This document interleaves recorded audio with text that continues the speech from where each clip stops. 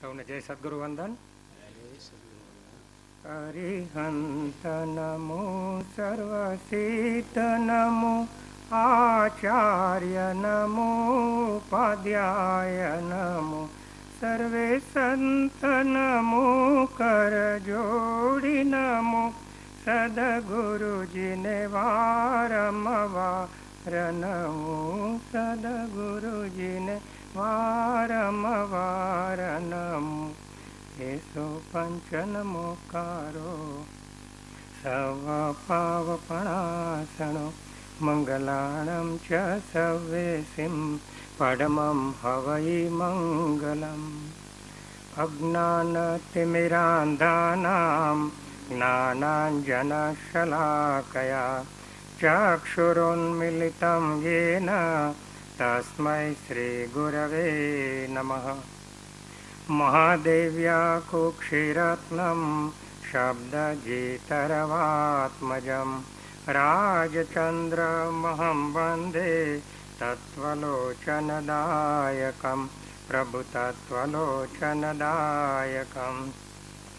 નમઃ સમયસારાય સ્વાનુભૂત્યા ચકાસતે ચિત્તસ્વભાવાય ભાવાય સર્વભાવાંતરચ્છિદે.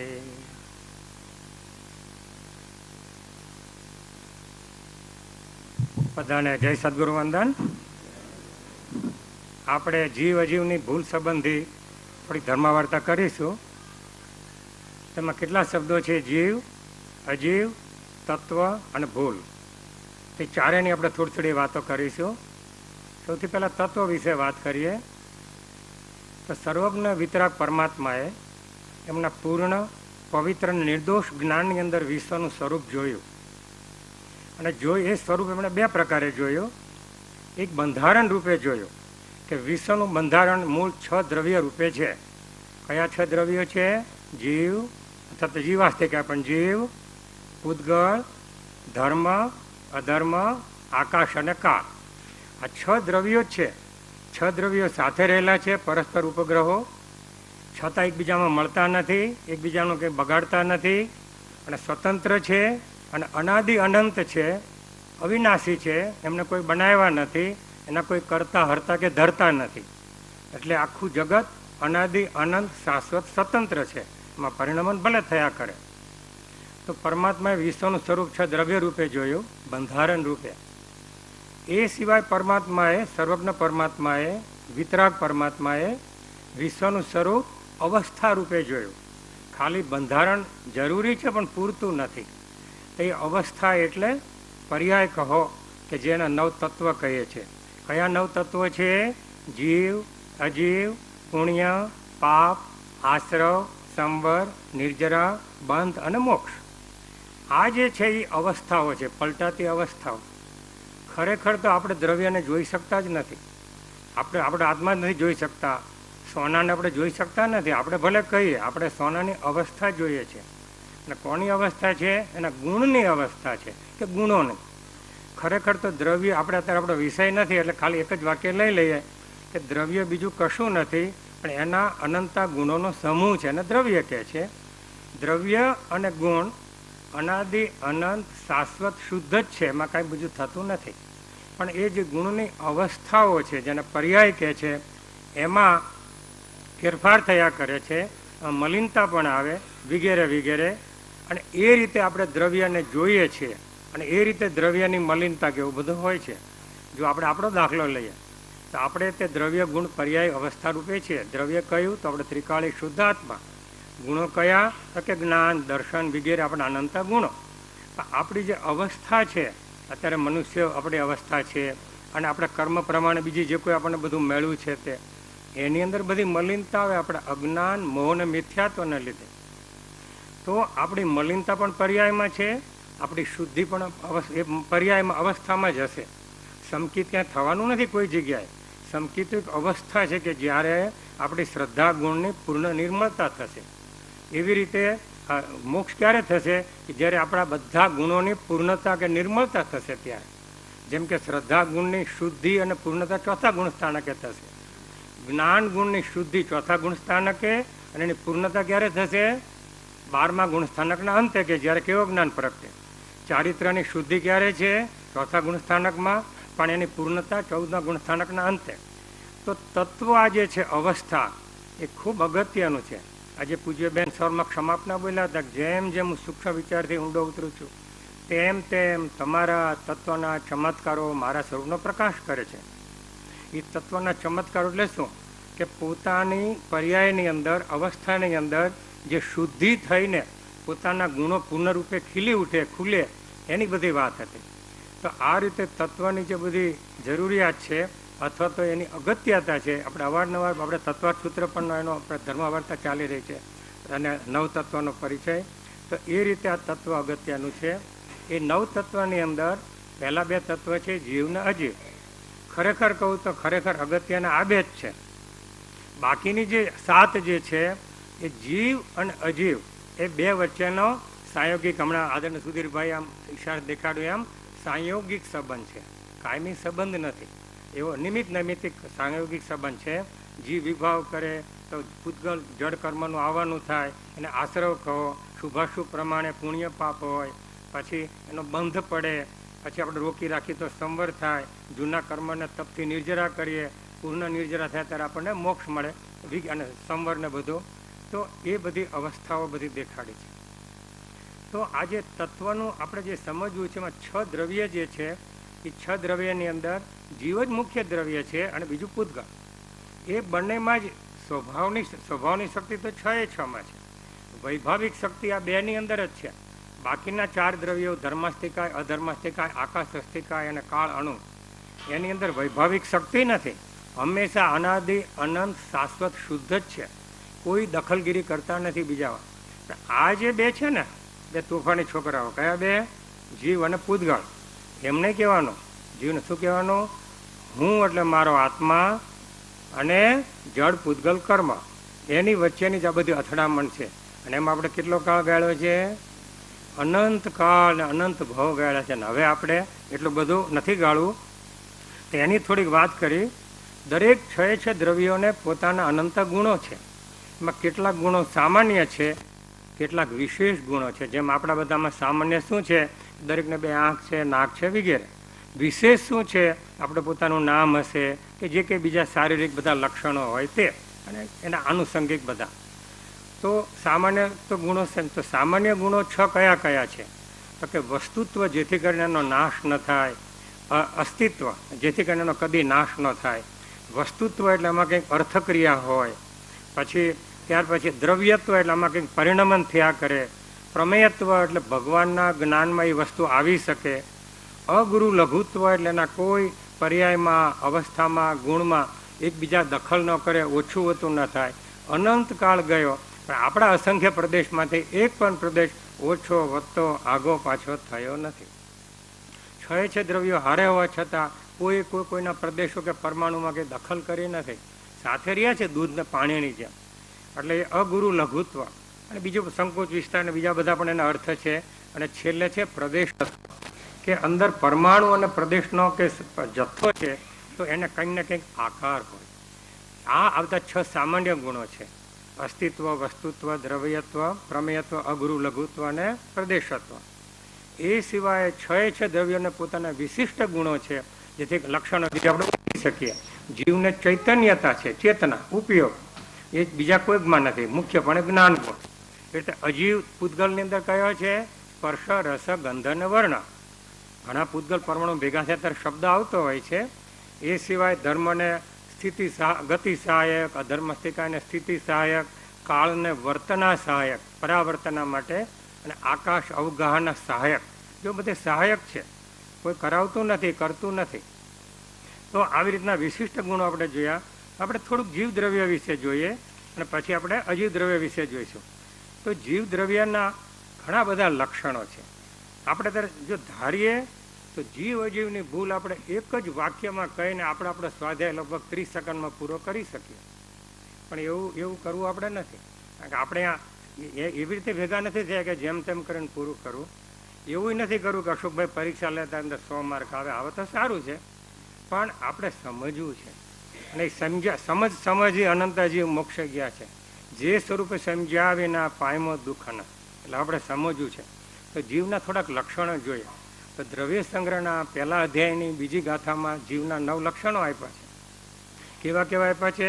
પ્રાણથી જીવે છે, ઉપયોગરૂપ છે, અમૂર્તિક છે, શરીર પ્રમાણ છે, કર્તા છે, ભોગતા છે, એમ કે ત્યાર પછી શરીરમાં રહેલો સંસારી જીવ છે, અંદર શક્તિ રૂપે સિદ્ધતા અંદર પડેલી છે, અને ઉર્ધ્વગામી એનો સ્વભાવ છે. આવા એના 9 લક્ષણો કીધા છે. ઇષ્ટોપદેશની 21મી ગાથામાં એના 5 લક્ષણો આપ્યા છે, જે આપણે 2 વર્ષ પહેલાં ધર્મવાર્તામાં ઘણો વખત કરી ગયા હતા. કે કેવો છે જીવ? તો કે લોકાલોકનો જાણનાર છે, જ્ઞાતા દ્રષ્ટા કે જ્ઞાતા લોકાલોકને જાણે છે. એનામાં અનંત શક્તિ અને અનંત સુખ રહેલું છે.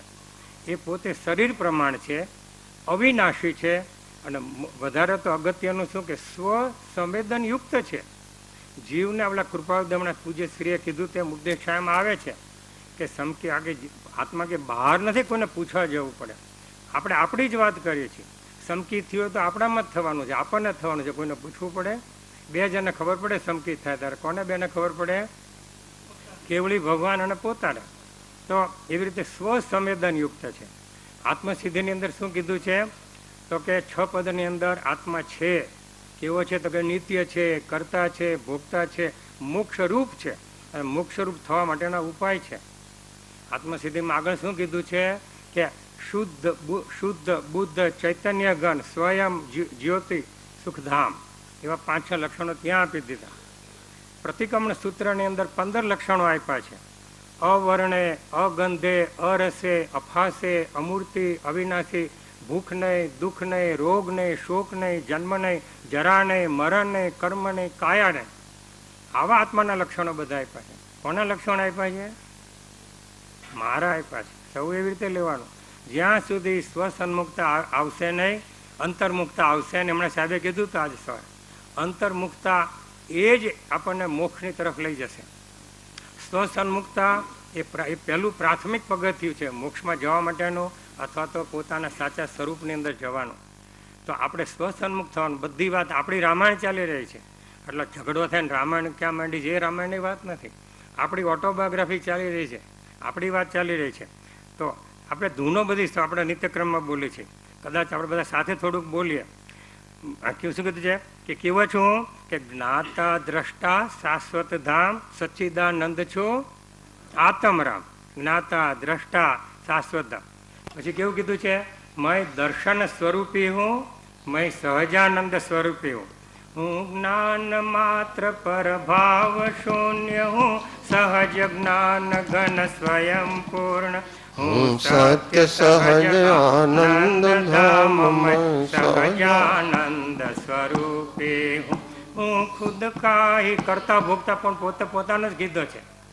અને પછી કીધું છે ને, હું સ્વતંત્ર નિશ્ચલ નિષ્કામ જ્ઞાતા દ્રષ્ટા આત્મરામ, મમ સ્વરૂપ હે સિદ્ધ સમાન, અમિત શક્તિ સુખ જ્ઞાન નિદાન. એક એક શબ્દનો વિચાર કરો.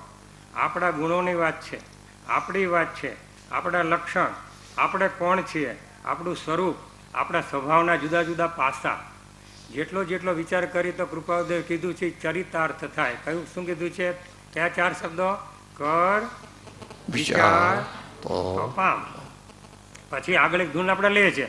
સહજાનંદી શુદ્ધ સ્વરૂપી અવિનાશી હું આત્મ સ્વરૂપ, દેહ વિનાશી હું અવિનાશી, આનંદ ઘન હું આત્મા, દેહ મરે છે હું નથી મરતો, અજર અમર પદમાં હરું. અને છેલ્લી ધૂન આપણે કઈ છે? હું છું આત્મા પરમાત્મા, હું તો આનંદનો આનંદનો આનંદનો ધામ, દેહ મારો નહીં હું પણ દેહનો નહીં, અશરીરી આનંદ ઘન આત્મા, હું છું આત્મા પરમાત્મા. મારો જન્મ નહીં, મારું મૃત્યુ નહીં, અજન્મી શાશ્વત સુખી આત્મા, અવિનાશી શિવ સુખવાસી શુદ્ધ આત્મા. 50 જેટલા લક્ષણ આપણે બોલી ગયા અત્યારે. 50. આપણે કદાચ 2-3નો વિચાર કરતા હોય, જ્ઞાન દર્શન કેવો કંઈ. શું કામ આપણે આટલું બધું આવું જોયું? આપણા મૂળ વિષય માટે આટલું બધું જરૂરી નહોતું. આપણે એકલા વિષયની સંકુચિતતા નહોતી રાખવી, આપણે થોડીક વિશાળ દ્રષ્ટિ રાખવી હતી. અહીંયા વ્યાસપીઠ ઉપર બેસીને હું ને તમે આપણા આત્માના કલ્યાણ માટે પરસ્પરસ વિચારણા તો જ આ શિબિરનો અર્થ આપણને ફળે. એ જ એનો સાચો અર્થ છે.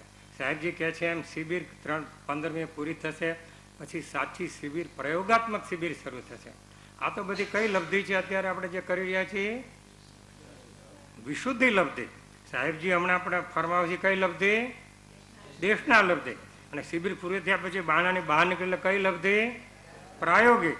અને જો આપણું ભવિતવ્ય હશે, જો આપણો પ્રચંડ પુરુષાર્થ હશે, અને જેમ પૂજ્ય વસંતબાદ કહે છે, હું બહુ બોલીશ નહીં પણ આમ કરે છે ને 1, 2 કે 3 એવું જો કંઈ હશે તો આપણે કરણ લબ્ધિ શરૂ થશે. એની વાત ચાલે છે. ચાલો, કયું તત્વની વાત પૂરી કરીએ આપણે? જીવ તત્વની. આપણે અજીવ તત્વની વાત કરીએ, કારણ કે એની પણ આપણે થોડીક વાત કરવાની છે. કેટલા અજીવ તત્વો છે? અજીવ તત્વો કહેતા એમાં કેટલા બધા દ્રવ્યો આવે છે? 5. બરોબર ને? પૂતગલ અથવા પૂતગલાસ્તિકાય, ધર્માસ્તિકાય, અધર્માસ્તિકાય, આકાશસ્તિકાય અને કાળનો. તો એ બધા 5ની અંદર જોઈ શકે એવું કયું છે? આપણી ચર્મચક્ષુથી પૂતગલ, જેને રૂપી કહેવામાં આવે છે શાસ્ત્રીય ભાષાની અંદર.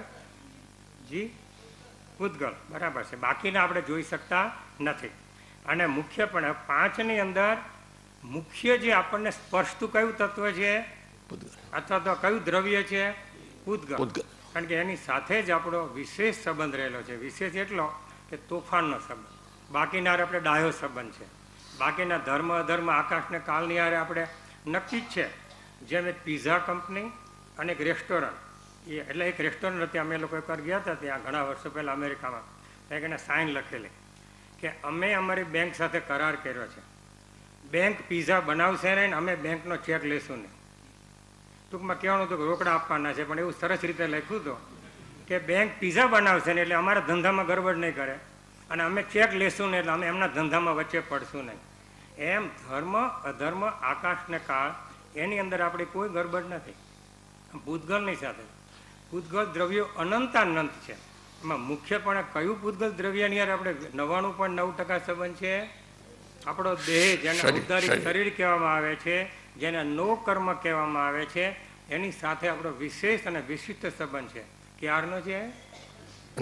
અનાદિ અનંત આપણો સંબંધ છે સાથે. કોઈ દિવસ આ જીવ શરીર વગરનો હતો નહીં. આપણે વચ્ચેની અંતરાળ ક્રિયાની વાત નથી કરતા, બે ભવ વચ્ચેની. તો મુખ્યપણે આપણા શરીરની સાથેનો આપણો સંબંધ છે, દેહની સાથેનો. એટલે આજે સાહેબજી અંદર બોલ્યા હતા, હમણાં 902 ઇન્ડિયાને આગળ બીજી ગાથામાં પણ બોલ્યા હતા. પ્રથમ દેહ દ્રષ્ટિ હતી. કોને હતી? બધા જીવોને હોય છે, મને તમને બધાને, અને સંસારના મોટા ભાગના જીવોને બધા જ. પછી હવે શું થયું? સાચી સમજણ આવ્યા પછી ગયો દેહથી ને. એટલે કે હવે એને દેહ ઉપર એટલું રહ્યું નથી. કર્તવ્ય તરીકે ભલે હોય, પાડોશી તરીકે ભલે હોય, વર્કિંગ પાર્ટનર તરીકે ભલે હોય, પાર્ટનરશીપનો ધંધો, પોતાનું જીવન જીવવાનો બિઝનેસ એમ છે. પણ અને ગૌણપણે આપણે કયા બધાની સંબંધ છે? આ તો બદ્ધ નો કર્મ છે. પછી અબદ્ધ નો કર્મ કેવું કેવું છે? બધું ગાડી વાડી છે, ઘર છે, ધંધાન્ય છે કે વગેરે બધા. અને હજી આપણે દ્રવ્ય કર્મ એની તો બધી વાત નથી કરતા, ભાવ કર્મ કેવી, એ તો બધું ભેદ જ્ઞાનની અંદર આવશે. ગઈકાલે સાહેબજીની કસેટની અંદર ભેદ જ્ઞાન એમને આપણને ભૂમિકા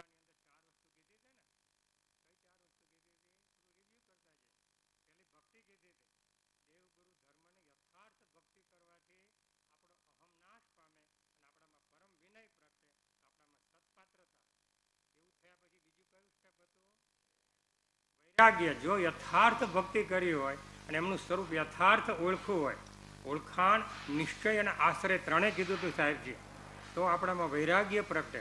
જગતની વસ્તુઓથી આપણી બધી નજીક નહીં, દૂર નહીં, બધા નો બધા બધી ત્યાં એ બે થયા પછી ત્રીજું કયો આવે? વૈરાગ્ય પછી વિવેક જ્ઞાન. તો ભેદ જ્ઞાનની આ વાત છે.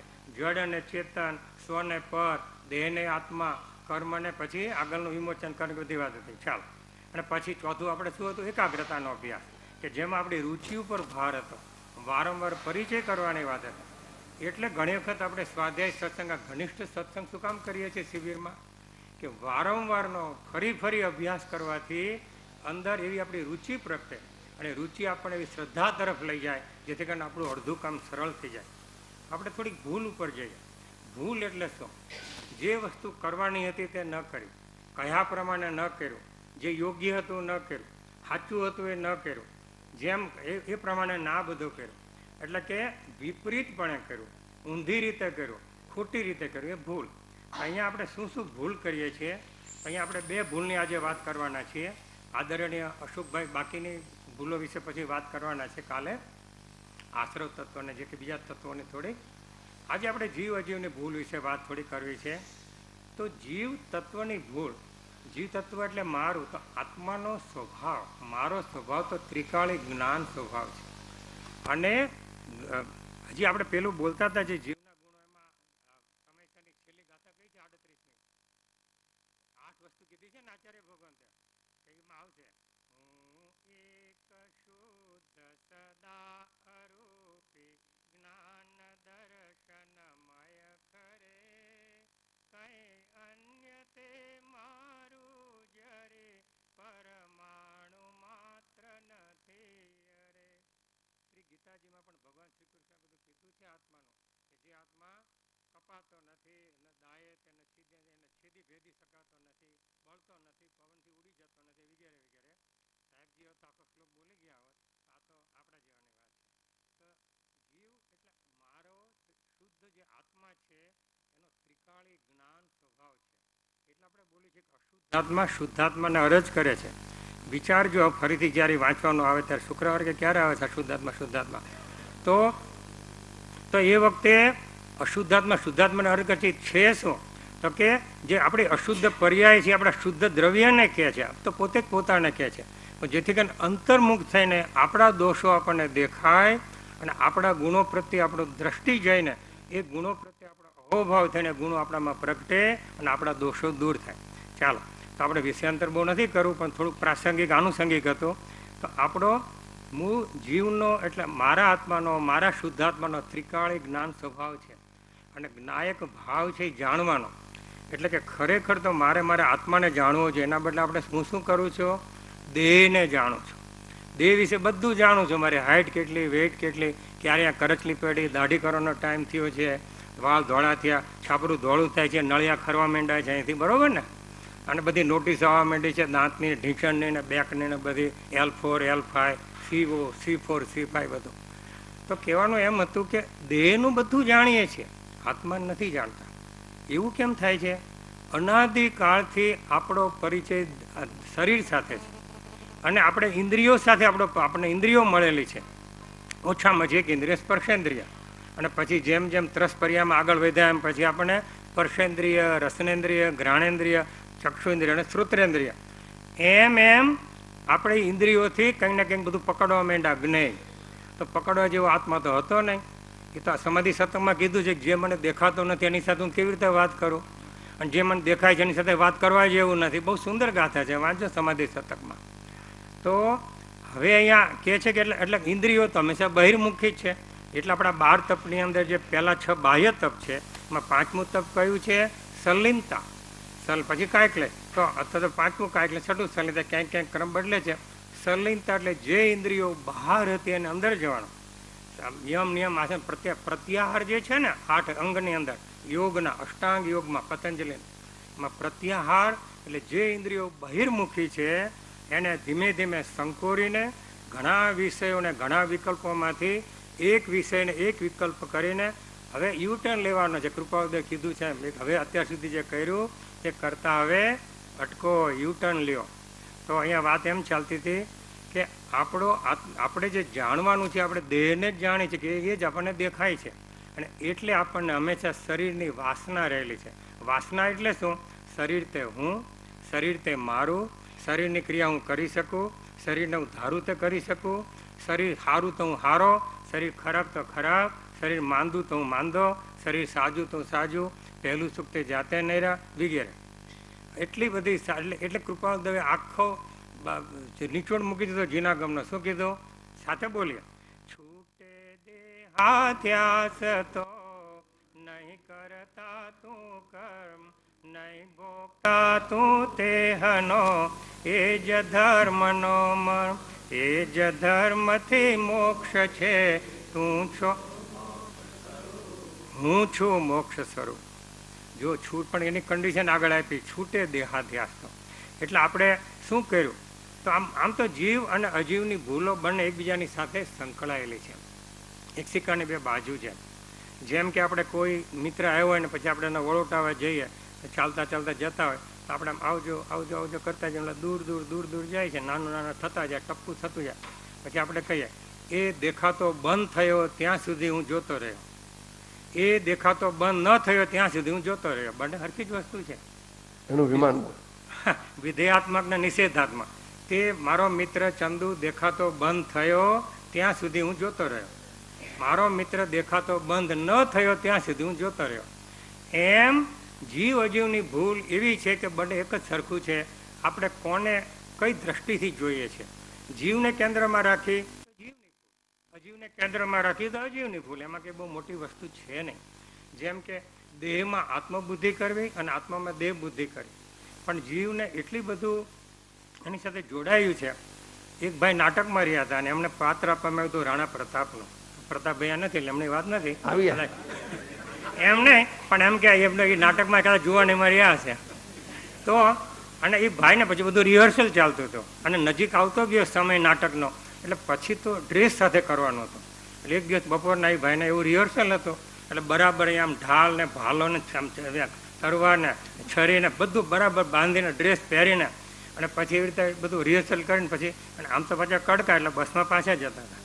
તો બસની અંદર તો આપણે દેશમાં ખબર છે કોઈ બસમાં કંઈ જગ્યા હોતી નથી, ગીર્દી હતી ઘણી. હવે આ ભાઈ આમ ખડુમ ખડુમ કરતા આવ્યા ને બધું ખખડે ને અહીંયા કંઈક આમ આ પહેર્યું ને તે પહેર્યું, કોઈને કંઈ વાગી જાય. ઓલા કંડક્ટરે કીધું, મુસાફર કીધું ઓલા ભાઈ કોઈનું સાંભળેવા મૂડમાં હતા ને, રાણા પ્રતાપના મૂડમાં હતા. પણ કંડક્ટર બહુ હોશિયાર હતો, કોબાથી ટ્રેનિંગ લીધી એટલે નેક્સ્ટ બસ સ્ટોપ આવ્યું ને એટલે ટોકરી મને કીધું ચિત્તોડગઢ. ઓલો ભાઈ ઉતરી ગયા. પછી ઓલાને કે બસ મારી મૂક્યા, કારણ કે ચિત્તોડગઢ કીધું એટલે કે મારું ગામ ઉતરી ગયા, કારણ કે રાણા પ્રતાપના ખ્યાલમાં હતા. એમ આપણે એટલી બધી એકતા કરીએ છીએ દેહની સાથે કે દેહમાં આત્મબુદ્ધિ કરી છે, આત્મામાં દેહ બુદ્ધિ કરી છે. અનંત કાળથી આપણે જે રખડી છે એનું કારણ મિથ્યાત્વ શાસ્ત્રીય ભાષામાં, એટલે કે દ્રવ્યાનુયુક્તિ કે બીજા કર્ણાનુયુક્તિ અને ચરણાનુયુક્તિ વિષયને કશાય. આપણે એમાં તો જવું નથી, પણ મિથ્યાત્વ બે પ્રકારના કીધા. એક ગૃહિત મિથ્યાત્વ એટલે કે આ ભાવમાં ખોટી સમજણપૂર્વક ગ્રહણ કરેલું ખોટા દેહ, ખોટા ગુરુ અને ખોટા ધર્મ વિશેની માન્યતાઓ. અને અગૃહિત મિથ્યાત્વ એટલે અનાદિકાળથી પ્રવાહ રૂપે ચાલી આવતા આપણા સંસ્કારો, વાસનાઓ, કર્મો, માન્યતાઓ, અભિપ્રાય, ખોટી શ્રદ્ધા વગેરે. એને અગૃહિત મિથ્યાત્વ કીધું. ગૃહિત એટલે ગ્રહણ કરેલું, અને એટલે નહીં. એના અનંત પ્રકારો છે, પણ મુખ્ય 5 પ્રકાર આચાર્ય ભગવંતે જોયાને કીધા ભગવાને. પહેલું, આત્મામાં દેહ બુદ્ધિ કરવી ને દેહમાં આત્મબુદ્ધિ કરવી. અગૃહિત મિથ્યાત્વ છે. દેહમાં આત્મબુદ્ધિ કરવી ને આત્મામાં દેહ બુદ્ધિ કરવી. બીજું, પરદ્રવ્યમાં કરતાપણું, ભોગતાપણું, હુંપણું, મારાપણું, સુખ બુદ્ધિ કરવી. બીજું કીધું. ત્રીજું, પુણ્યને ઉપાદેય માનવું. પુણ્યનો આ નિશ્ચયની વાત ચાલી રહી છે. પુણ્યને ઉપાદેય નથી, શ્રદ્ધામાં હેય જ છે, હેય જ છે. ચોથું, પર્યાય બુદ્ધિ રાખવી. આપણે બધાને જોઈએ કે ઊંચા નીચા, કાળા ધોળા, વાણિયા ગોરા, સ્થૂળ ક્રૂ એમ કરીને જે બધું સાહેબજી હમણાં ઉપદેશામાં કહેતા હોય છે, તો એ પર્યાય બુદ્ધિ. અને નિમિત્તાધીન દ્રષ્ટિ રાખવી, એટલે કે આણે આવું કર્યું, આને લીધે આવું થયું, અને ના કર્યું તો ના થયું. કઈ 5 વસ્તુ કેટલાક લોકો લખે છે, એટલે કદાચ એકવાર બોલીએ, સમયનો બહુ વાંધો નથી. કઈ 5 વસ્તુ કીધી? આત્મામાં દેહ બુદ્ધિ કરવી અને દેહમાં આત્મબુદ્ધિ કરવી, એટલે કે જીવ અજીવની ભૂલ સાથે બને.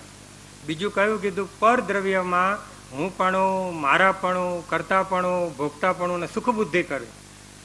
ત્રીજું શું કીધું? પુણ્યને ઉપાદેય માનવું શ્રદ્ધામાં. ચોથું શું કહ્યું? પર્યાય બુદ્ધિ. એમાં ક્રમ નથી, કોઈ પહેલાનો ક્રમ હતો પહેલી વસ્તુનો, પછી પર્યાય બુદ્ધિ રાખવી, એટલે કે જીવની અવસ્થા જોવી. મૂળ દ્રવ્ય જોવાને બદલે કર્મના ઉદયથી જે પરિસ્થિતિને સંજોગો મળ્યા છે એના ઉપર દ્રષ્ટિ રાખવી. એટલે શું થયું? આપણી ચલિત વસ્તુ થઈ ગઈ, આપણે એમાં નથી જવું. એમાં સમયસર બધું બહુ સુંદર કીધું છે.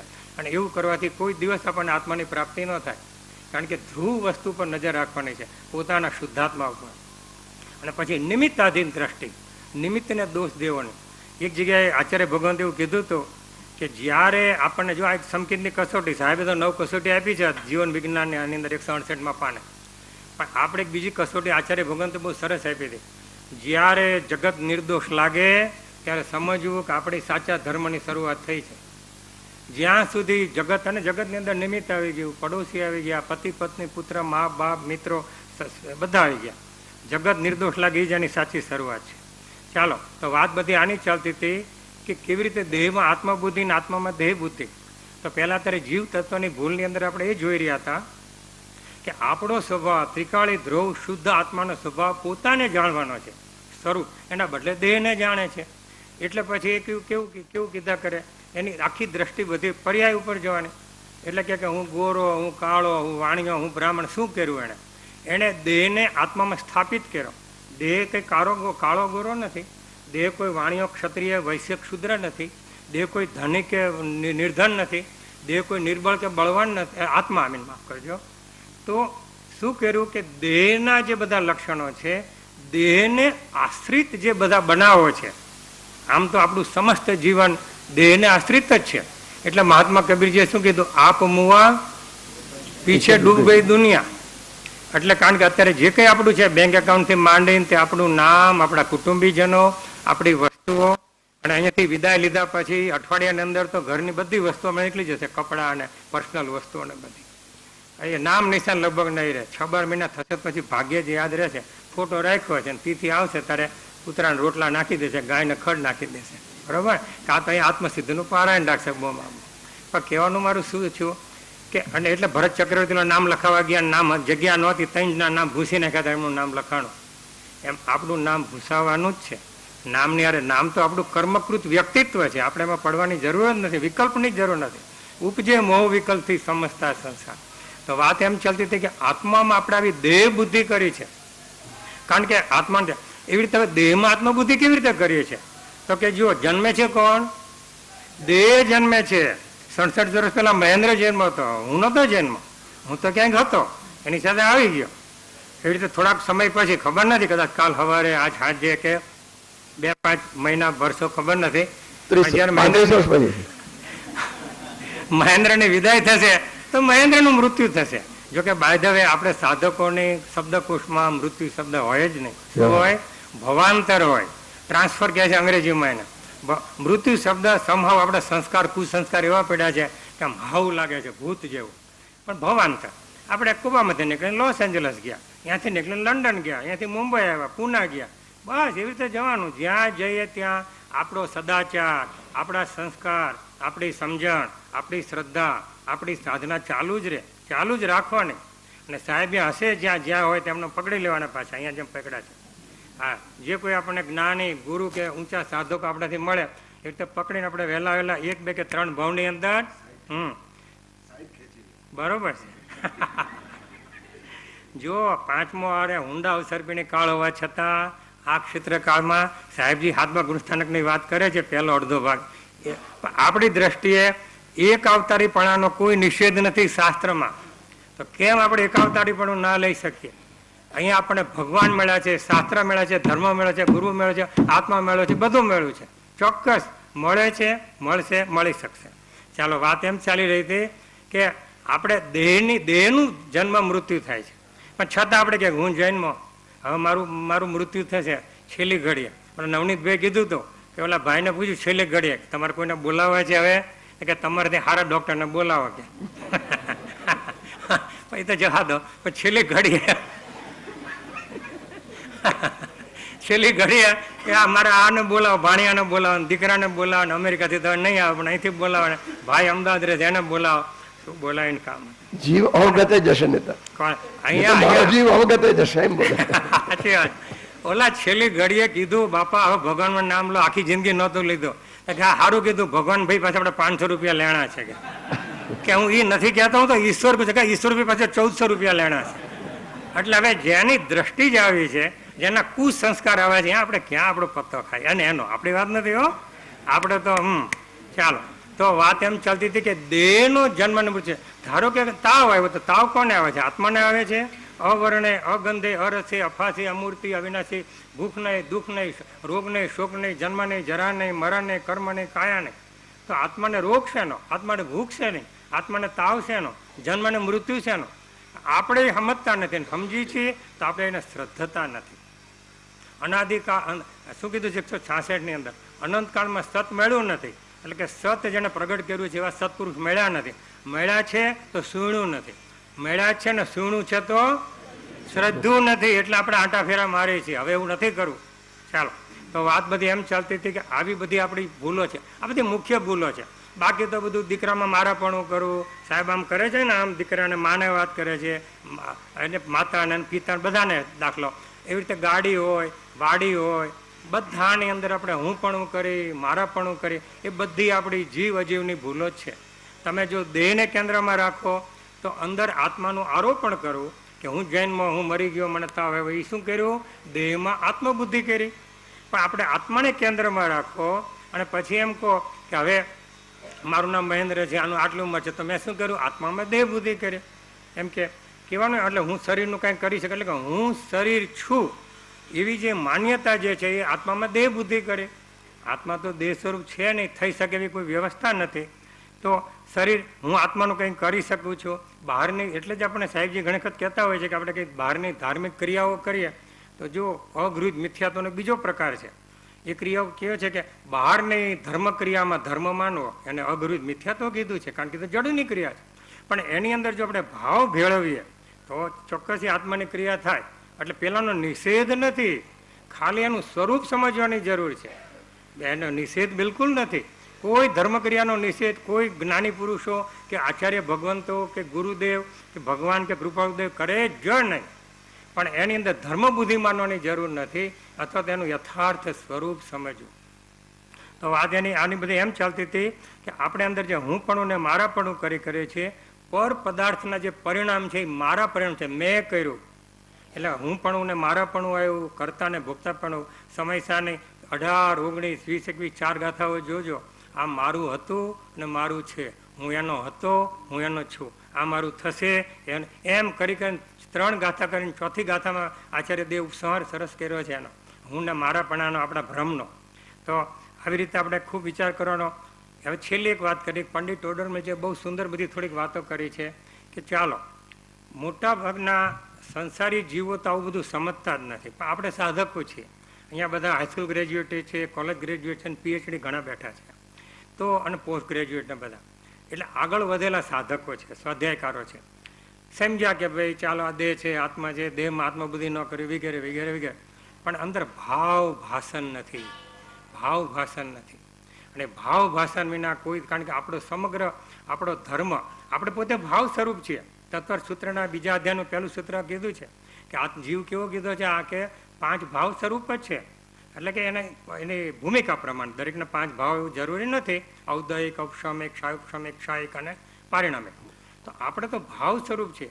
આત્મા એક સળીના 2 કટકા કરી શકે નહીં, ખાલી ભાવ કરી શકે સળીના કટકા કરવાની. બાકી તો ક્રિયા જડ નહીં થવાની છે. અને સહચારી ક્રિયા હશે, નિમિત્ત નમિત્ત ક્રિયા હશે. એટલે આપણી જે બધી ભૂલો છે, બધી ભૂલોમાં એક ભૂલ એ છે કે જે આપણે આત્માની અને દેહની જે પાર્ટનરશીપ છે ને બધી ક્રિયાઓ થઈ રહી છે. હાથ ઊંચો કર્યો, કુવાડીથી કાપી નાખવું, હમણાં સાહેબે આજ સવારે બધી વાત કરી હતી, આમ થોડું દ્રષ્ટાંત લીધા તે શું થાય છે? ક્રિયા જડ નહીં થાય છે. અને હોય અને ચેતન પ્રેરણા કોણ ગ્રહે તો કર. અને આપણું ચેતન છે એનું નિમિત્ત છે. એટલે ચેતનની જે ક્રિયા છે, આપણે કંઈ બધા ભાવો કરીએ એમાં જડ પૂતગલ નિમિત્ત બની શકે. આપણા વિભાવોની અંદર નિમિત્ત છે જ ને. આપણા જૂના કર્મ ઉદયમાં આવ્યા, ક્રોધના એવા સંયોગો મળ્યા, અને આપણે એ વખતે ક્રોધ કરીએ તો એ પૂતગલના નિમિત્તે આપણી ચેતનની વૈભાવિક ક્રિયા થઈ. એવી રીતે આપણા નિમિત્તે પૂતગલની ક્રિયા થાય. એમ એવું એનું સ્વરૂપ સમજવું, ભિન્ન સમજવું. પણ આ તો ઘણી વખત ભાવ ભાષણ વિના શું થાય? 4 કલાક સુધી સ્વાધ્યાય આપે, દેહને આત્મા જુદા છે. શું કીધું? દેહને આત્મા જુદા છે. 4 કલાક સુધી 1400 દ્રષ્ટાંત આપ્યા અને 2 ડઝન જેટલા શાસ્ત્ર. પણ એને ખબર નથી કે દેહને આત્મા જુદા છે, આત્મા છે હું છું, એવું અંદર ભાવ ભાષણ નથી. એટલે શિવભૂતિ મુનિને માતુસ મારુસ 4 શબ્દની અંદર કેવો જ્ઞાન થયું. અને 11 અંક કે 9 પૂર્વ ભણેલો જીવ હોય એને કંઈ થતું નથી ને ઘણી વખત નિગતમાં પણ જઈ શકે. હોય ભણેલ નવ પૂર્વ છે એમ કરીને બધું કીધું છે કૃપાદેવ અને બધા પદોમાં. શું કામ એવું બધું થઈ શકે? આપણે એનાથી ગભરાવાની જરૂર નથી, ખાલી એનું સ્વરૂપ સમજવાની જરૂર છે. ભાવ ભાષણ કરું. સવારે પ્રક્ષાલના અભિષેક વખતે સાહેબજી અચૂક લગભગ દરરોજ કહેતા હોય છે કે કોણ પૂજા કરે છે, શું કરે છે, પૂજાના શબ્દોના અર્થ પકડવા. 4 પ્રકાર. પહેલાં શબ્દથી, પછી અર્થથી, પછી ભાવથી અને પછી વેદનથી. ભાવ અને વેદનમાં બહુ ફેર નથી. ભાવ તો ક્ષણિક એનો ભાવ છે. વેદન વિશેષપણે અંદર આપણો ભાવ ટકી રહ્યો એને વેદન કીધું છે. ઈષ્ટોપદેશની ગાથામાં કીધું એમ આત્મા સ્વ સંવેદન યુક્ત છે. 21મી ગાથામાં કીધું છે. આપણે ચોક્કસ સંવેદનથી આપણા આત્માને ચોક્કસ જાણીને અનુભવી શકીએ. કોઈ જગતની તાકાત એવી નથી કે કોઈ કર્મ એવું નથી કે જે આપણને અટકાવી શકે. શું જોઈએ? આપણી વારે વાર છે. તો અહીંયા બધું એવું છે. આત્મા અને દેહનો નિમિત્ત નૈમિત્તિક સંબંધ જાણાવીને આપણે એને કરતા કર્મનો સંબંધ હમે છે. એટલે સમયસાની અંદર કરતા કર્મ અધિકાર ઉપર બહુ આચાર્ય ભગવંતે ભાર મૂક્યો છે કે હું કરું એ જબ જ્ઞાનતા શકટનો ભાર જેમ સ્વાંતણ. તો શરીરની ક્રિયાને આપણી માનીએ એટલે જો પેલું અગૃહિત મિથ્યા તો બધું કીધું એની બધી વાત ચાલે છે. સુખમાં પરમાં સુખ બુદ્ધિ કરીએ છીએ. દેહને સારું તો મને સારું, દેહ પેટ ભરેલું છે તો મને જરાક સારું રહે, સરખી ઊંઘ આવી છે તો મને સારું રહે. પણ એને ઊંઘ આવી. હમણાં એકવાર આપણે સાહેબજીએ વાત કરી હતી કે વર્ધમાન સ્વામી અથવા રાજકુમાર વર્ધમાને દીક્ષા લીધી 30 વર્ષની ઉંમરે મહાવીર સ્વામી. મુનિ વર્ધમાન થયા. પહેલાં એમણે શું કર્યું? વિચાર કર્યો આંખો બંધ કરીને ધ્યાનની અંદર કે એવી કઈ ભૂલ આજીવ કરે છે કે અનંત કાળમાં અનંત ભવોમાં આટલી બધી રખડપટ્ટી છે. અને બોલવું પડે છે ક્ષમાપના કે હે ભગવાન હું ભૂલો, રખડો, આછડો, આછડો, રજળો, હે ભગવાન હું બહુ ભૂલી ગયો. કઈ ભૂલ છે? કઈ એવી ભૂલ છે કે જીવ રખડપટ્ટી કરે છે? ખૂબ કરી અંતે એમને તારણ એ શોધ્યું નહીં ત્યાં સુધી એમને જમ પડ્યો નહીં. અને એ આપણને કૃપાવદે એક શબ્દમાં કીધું છે, તારો દોષ એટલો અન્યને પોતાનું માનવું અને પોતે પોતાને ભૂલી જવો. અન્યને પોતાનું માનવું એટલે જળમાં સ્વબુદ્ધિ કરવી, આત્મબુદ્ધિ કરવી વગેરે વગેરે, સુખ બુદ્ધિ કરવી, કર્તા બુદ્ધિ કરવી, ભોક્તા બુદ્ધિ કરવી વગેરે. અને પોતે પોતાને ભૂલી જાવ હું આત્મા છું. અને ભૂલી ગયો એટલે તો કૃપાદેવને કહેવું પડ્યું. એટલે ઓલા પંડિતની વાત થતી હતી. બધા પંડિતો છે એવું નથી વાત કરતા, પણ પંડિતનો અભ્યાસ એવો છે કે જો જીવ સાવચેતી ન રાખે તો શુષ્ક જ્ઞાનીપણા તરફ લઈ જાય. પણ એની કારણ કે સિદ્ધાંત બોધ છે. પણ સિદ્ધાંત બોધ પહેલાં કોઈ દિવસ પરિણમે જ નહીં. પહેલાં શું જોઈએ? ઉપદેશ બોધ. ઉપદેશ બોધ વિના સિદ્ધાંત બોધના શાસ્ત્રો શું બને છે? શસ્ત્ર બનીને ઊભા રહી શકે એવું બધાને બને એવું આપણું કહેવાનું નથી. જેમ દેહને આત્મા જુદા છે એમ કહેતા એમ કોઈ બીજાની વાત કરે છે. આત્મ સન્મુખતા નથી, સ્વ સન્મુખતા નથી, પોતાપણું નથી. એવી જ રીતે આ દેહને પછી એમ કે આત્માની વાત કરતા રહે પણ હું મારી વાત કરું છું એવું તો અંદર ભાવ ભાષણ નથી. એટલે આપણે પૂજા અભિષેક પ્રક્ષાલ કરતા હોય તો પૂજાની અંદર આપણે બોલીએ કે બુદ્ધ જા છે હું નામ તે મારે કશું જોતું નથી. પણ મારે કશું જોતું નથી. આપણે આપણું વિચાર હું કે બીજું માગું છું કે ઈચ્છું છું કે ક્યાં છું. ખૂબ બધી વાતો છે. જેટલો વિસ્તાર કરીએ એટલો ઓછો છે. કદાચ આમાં કોઈ સાહેબજી જેવા કે બીજા કોઈ હોય કે કોઈ અભ્યાસિયા અશોકભાઈ, જયંતભાઈ હોય કે બીજા બધા ઘણા છે, જ્યોતિબાન બધા, કે સુધીરભાઈ તો પહેલાં, અનુપમભાઈ બધા આપણા શાસ્ત્ર કરતા ઘણા બધા નામ તો હું લઈ શકું એવું છે. રમણીકભાઈથી માંડે કે ઘણો બધો વિસ્તાર કરી શકે. આપણે અંદરથી સાર પકડવો. સારભૂત એ જ છે કે હું આત્મા છું. આત્માના સ્વરૂપ, લક્ષણ, ભાવ, ક્રિયા, કર્તવ્ય એ બધું જુદું છે. અને એને બીજા સાથે સાંયોગિક સંબંધ છે. એ સાંયોગિક સંબંધને કોઈ દિવસ કર્તાકર્મ સંબંધ કે એક દ્રવ્યનો એવો સંબંધ માનવો નહીં. સાંયોગિક સંબંધ એટલે શું કે ભેગા થઈને જુદા થાય એટલે કે સાંયોગિક સંબંધ. એટલે કીધું ને, ક્યાં લગી સે વિષ જૂઠી આશા, સુખના સૌ અનુરાગી, સંસારીનો પ્રેમ ઠગારો, ફોગટ માયા લાગી, મોત પ્રસંગે તારે બદલે કોઈ નહીં મરવાના, ભવ તરી જા રે પંથી તો ફેરા બંધ થશે ફરવાના, તારા બાંધ્યા કર્મો સઘળા તારે ભોગવવાના, ભવ તરી જા રે પંથી તો ફેરા બંધ થશે ફરવાના. પરમાં જે પોતાપણું કર્યું છે પણ એ પોતાપણું કરી કરીને છેલ્લે શું કરવાનું?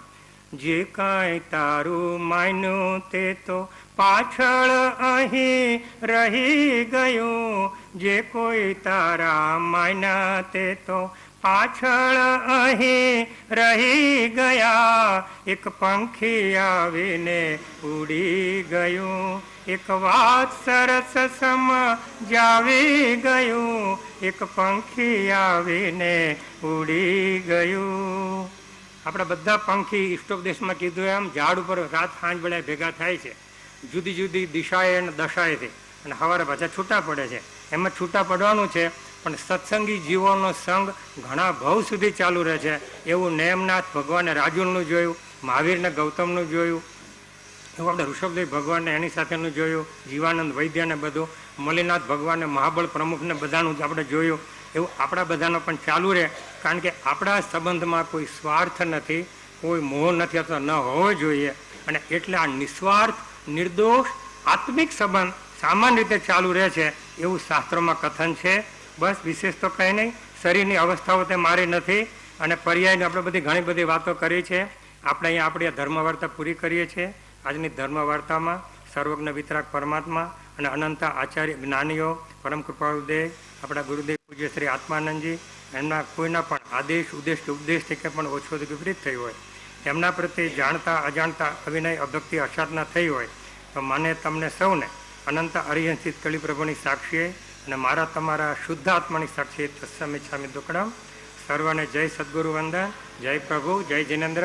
સર્વના દેહ દલ મારા આત્મા પરમાત્માને વંદન. આપણે અંતમંગળ કરીને પછી પૂરું કરીએ. 1 જ મિનિટ થશે. સુખધામયનંત સુસંત ચહી દિન રાત્ર રહે તદ ધ્યાનમહી પર શાંતિ અનંત સુધામય જે પ્રણમુ પદતે વરતે જયતે. ઓ પ્રણમુ પદતે. સદગુરુદેવ કી પરમ કૃપાળુ દેવ, ત્રિલોકના નાથ કી જય, સબ સંતન કી જય. આનંદ.